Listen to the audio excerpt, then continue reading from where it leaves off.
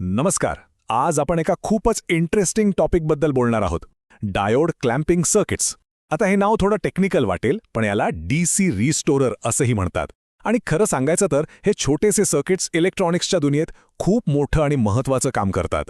बरं, विचार करा की एखाद्या इलेक्ट्रॉनिक सिग्नलने आपला अँकर म्हणजे त्याचा जो मूळ संदर्भ बिंदू असतो तोच गमावला तर काय होईल? म्हणजे त्याची बेसलाईनच गायब झाली. मग काय, त्या सिग्नलचा अर्थच पूर्णपणे बदलून जाईल, नाही का?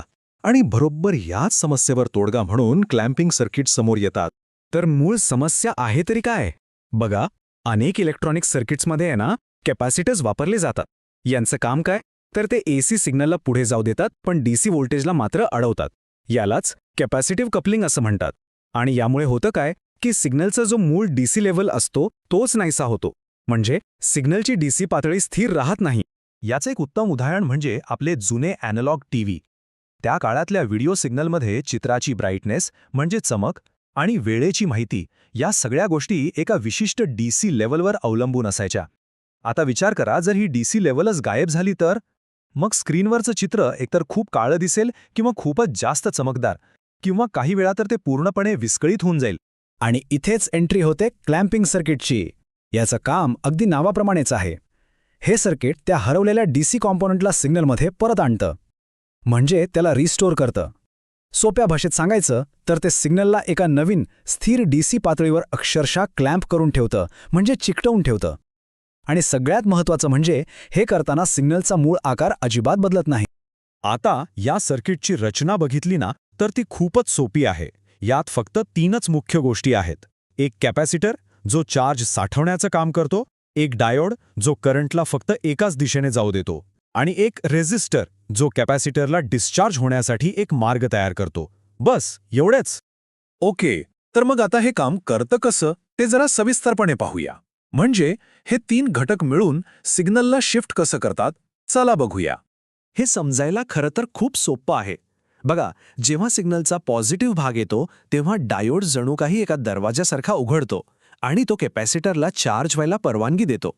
कॅपॅसिटर अगदी सिग्नलच्या सर्वोच्च पॉईंटपर्यंत चार्ज होतो, पण जसा सिग्नल खाली जायला लागतो तसा डायोड तो दरवाजा घट्ट बंद करून टाकतो आणि मग काय, सगळा चार्ज त्या कॅपॅसिटरमध्ये अडकून पडतो. आता हा चार्ज झालेला कॅपॅसिटर एका छोट्या बॅटरीसारखा वागायला लागतो आणि तो संपूर्ण सिग्नललाच खालच्या दिशेने ढकलून देतो. आणि याचा परिणाम असा होतो की सिग्नलचा जो सगळ्यात वरचा पॉइंट होता, म्हणजे त्याचा पॉझिटिव्ह पीक, तो आता बरोबर 0 व्होल्टच्या लेव्हलला येऊन थांबतो. म्हणजे काय, तर सर्किटमध्ये एक निगेटिव्ह डीसी व्होल्टेज यशस्वीपणे जोडला गेला आणि आपला सिग्नल मस्तपैकी खाली शिफ्ट झाला. बरं, पण मग एक प्रश्न येतो की आपण सिग्नलला फक्त खालीच ढकलू शकतो का? तर उत्तर आहे नाही. आपण या डीसी शिफ्टला आपल्या गरजेनुसार हवं तसं बदलू शकतो. कसं? चला मग याचे वेगवेगळे प्रकार पाहूया. निगेटिव्ह आणि पॉझिटिव्ह क्लॅम्परमध्ये ना फक्त एकाच गोष्टीचा फरक आहे, तो म्हणजे डायोडची दिशा. फक्त डायोडची दिशा उलटी करा आणि झालं, सर्किट पॉझिटिव्ह पीकऐवजी निगेटिव्ह पीकला क्लॅम्प करायला लागतं आणि संपूर्ण सिग्नल वरच्या दिशेने शिफ्ट होतो. आहे की नाही सोपा? आता समजा आपल्याला सिग्नलला 0 व्होल्टवर नाही तर कोणत्या तरी दुसऱ्याच व्होल्टेज लेव्हलवर क्लॅम्प करायचं असेल, मग काय? त्यासाठी आहे बायस्ड क्लॅम्पर. यात काही रॉकेट सायन्स नाहीये, फक्त डायोडच्या सोबत एक रेफरन्स व्होल्टेज सोर्स जोडलेला असतो आणि यामुळे आपल्याला सिग्नलला हव्या त्या लेव्हलवर क्लॅम्प करण्याची मोकळीक मिळते. चला आता थेअरीमधून बाहेर येऊया आणि बघूया की ही सर्किट्स खऱ्या जगात, म्हणजे आपल्या रोजच्या वापरातल्या उपकरणांमध्ये कुठे आणि कशी कामी येतात. कारण यांचे उपयोग खरंच खूप महत्त्वाचे आणि इंटरेस्टिंग आहेत. आपण टीव्ही रिसिव्हरबद्दल तर बोललोच, पण त्याशिवाय ही सर्किट्स व्होल्टेज मल्टिप्लायर्समध्ये पण वापरली जातात. म्हणजे जिथे इनपुट व्होल्टेज दुप्पट किंवा त्याहून जास्त करायचा असतो. एवढंच नाही तर सिग्नलची लेव्हल शिफ्ट करण्यासाठी आणि सगळ्यात महत्त्वाचं ऑपरेशनल अँप्लिफायरसारख्या नाजूक आणि महागड्या घटकांना हाय व्होल्टेजपासून वाचवण्यासाठी बॉडीगार्डसारखं काम करतात. हे जे ऑपरेशनल अँप्लिफायर्स किंवा ऑपॅम्प्स असतात ना, ते खूपच सेन्सिटिव्ह असतात. त्यांच्या इनपुटला जर थोडा जरी जास्त व्होल्टेज मिळाला तर ते खराब होऊ शकतात. इथेच क्लॅम्प डायोड्स पिक्चरमध्ये येतात. ते हे पक्क करतात की इनपुट व्होल्टेज एका सुरक्षित मर्यादेतच राहील, साधारणपणे 0.7 व्होल्टच्या आत. म्हणजे हे व्होल्टेजसाठी एका सेफ्टी वॉलसारखं काम करतात असं म्हणायला हरकत नाही. तर मग या सगळ्या चर्चेचा सार काय? एक अगदी साधं सोपं सर्किट ज्यात फक्त 3च घटक आहेत.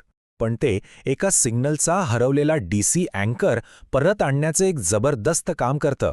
आणि याच साधेपणामुळे पण तितक्याच प्रभावी कामगिरीमुळे ते इलेक्ट्रॉनिक्सच्या जगात इतकं महत्त्वाचं आहे. आणि जाता जाता एक विचार डोक्यात ठेवून जाऊया. आता आपल्याला हे तर कळलं की सिग्नलची बेसलाईन हवी तिथे शिफ्ट करता येते.